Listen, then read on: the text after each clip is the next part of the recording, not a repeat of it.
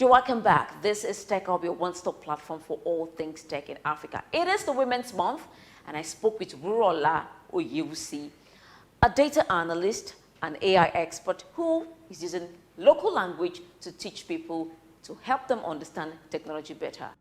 Nǹkan àkọ́kọ́ tí màá sọ ni pé tech kì í ṣe yahoo yahoo.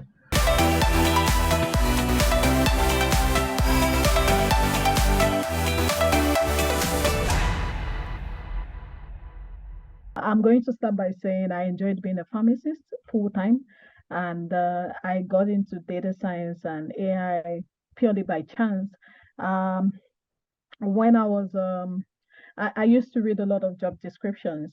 I just used to read job descriptions, and then I saw something about data analytics, and I saw the requirement, and I felt like I can do everything on this list except something they call SQL. SQL it's a query language to get data out of a database, but it made sense to me that if there's data somewhere, you wanted to find pattern, and so that's how I said, okay, let me take a course related to SQL.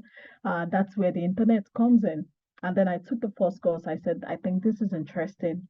And maybe something that may be interesting is that I never used to think that I was one of that I'll be, tech could be my thing, because I just felt I wasn't thinking deeply about tech as one of the options. In medical school, there was pharmacy, it's just us. And then I thought it was interesting, and then I started reading. Then I found out about data science. I found out about all these machine learning and AI methodologies, and I thought it was cool.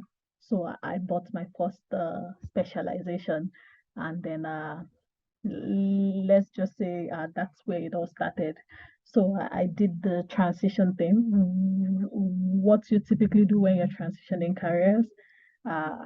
Maybe a bit unhealthy because I was coding for many hours per day, and I wasn't doing a lot of things, but pretty cool. What is it like as a woman in tech? I mean, I want to understand what you had as a woman in medicine and now technology. Is it similar, or there's something absolutely different? Yeah, well, I'm going to speak from the perspective that I'm a professional, and I'm great at what I do. I'm known for mastery. I'm known for being good at what I do. So, despite the fact that I understand the typical gender nuances, which is real, but let's just say that I'm great at what I do. It's not a question of maybe this person is weak and we are managing it. No, I've worked with bright people, exceedingly bright people, exceedingly bright women. They've gone on to their PhDs, they've gone on to those type of things, and it's an honor for me to have been maybe some of their first manager. Some of the I do quite a lot of work in AI research. It's interesting that it's things about the language that is popular, but quite a number of the papers I've worked on, the scientific papers, there are quite a number of women there, solid women. I like that, solid women. So talk to us about your foray into using local language, specifically Yoruba, the language spoken in southwestern Nigeria, to help people understand technology. Oh, well, it's mostly because I can. I'm a native speaker. I speak well. I speak so well. I speak probably more than quite a number of people. So it's mostly it's just a coming together of things that I'm good at. I'm fluent in the language. I'm great with those technology things, and sometimes I'm open to talking about them in front of the camera.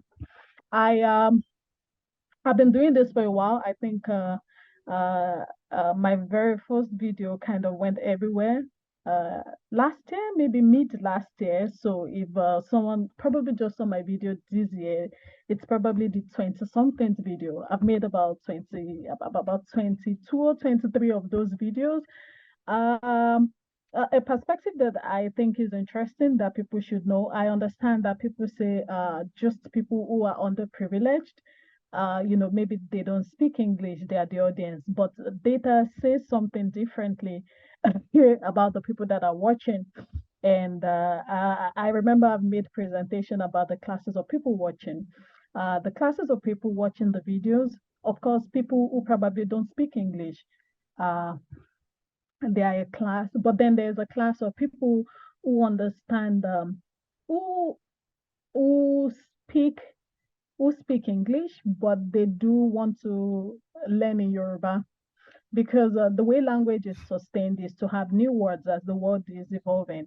If people are not learning the new words, if they're not learning the new perspective, they're not learning, not all the words are perfect.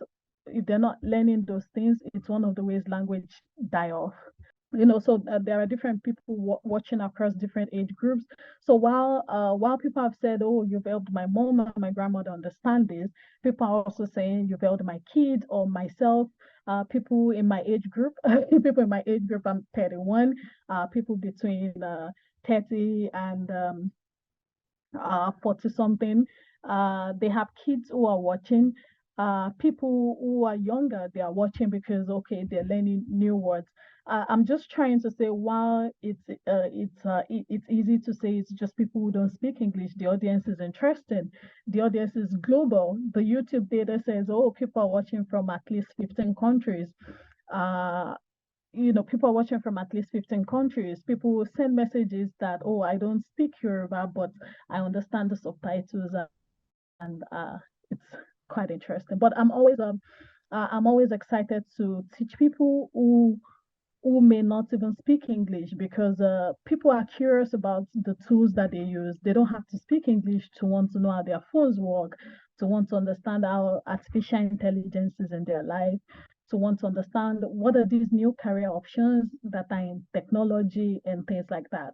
This is absolutely amazing to know that, despite the fact that you are using local language to teach technology, improve, you know, people's understanding of terms in technology, it's also one very good way of using technology to preserve the local dialects, the local language, which is something that the United Nations is actually big about when they celebrated or commemorated the Mother Language Day, just to think early or late last month commemorated Mother Language Day, and they talked about how people can use technology to also preserve language. And this is amazing. What you're doing is actually amazing, and I'm glad that the reaction so far has been great across different age grades, from the older generation to the mid-level and even to the younger generation, and even the underserved communities. Let's talk about the International Women's Day theme, which is hashtag embrace equity. Let's speak about how women can be able to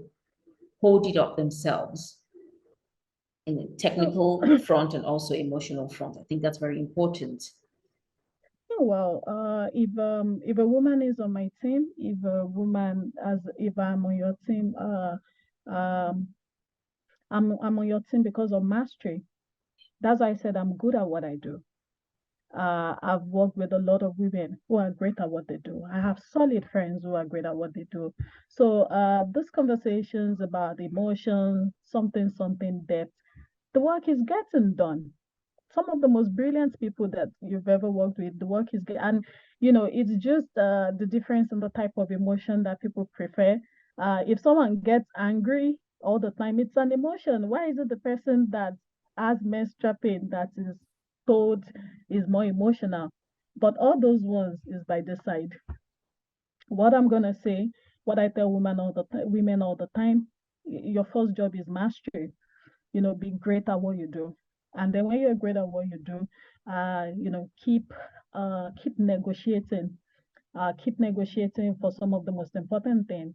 Your job, you're not supposed to be harsh or wicked, but your job is not to be likable. You're not people's moms at work. You're a competent professional, and give it that. That's what you hold them at work, to be a decent human being, to be a master at your craft and stick with it.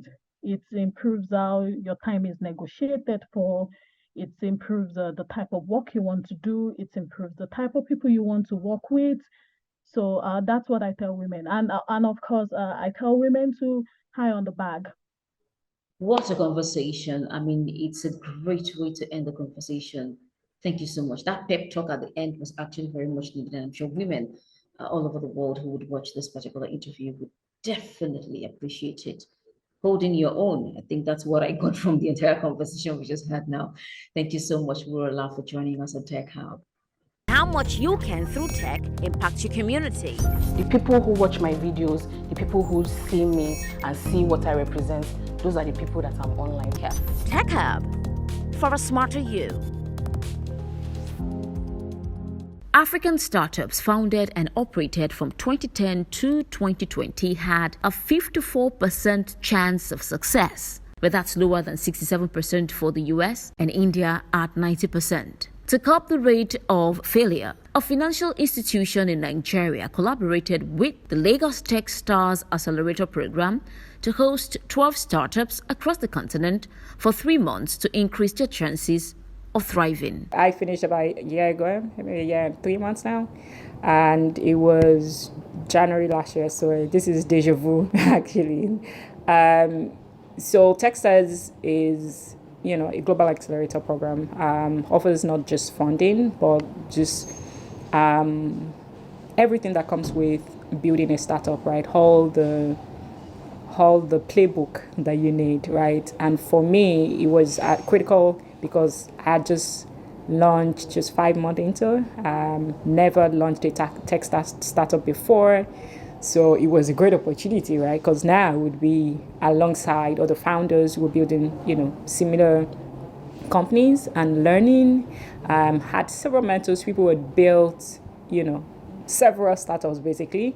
And so from understanding how to build product, to understanding how to pitch investors, to understanding how to build a team, from understanding even how to position yourself for opportunities, business development, every single aspect of building a business from 0 to 1 to 100 to 1,000 to scale, right? Those were the things that the accelerator offered. So, I would be a fool not to have joined the program. So it was definitely a great opportunity. And it's very interesting that you're using technology to drive your product.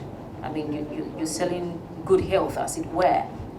Laboratory testing and the rest of them, you're using technology to drive it. Talk to us more about that. Yeah, absolutely. Right. So one of the reasons we're doing this is because we realized that it costs a lot less. In fact, the impact on healthcare is better if we do not wait until people get sick before we offer them healthcare services, right? So my job was to, figure out innovative solutions to bring healthcare to people, right, at the time that is most important, which is before it becomes an emergency.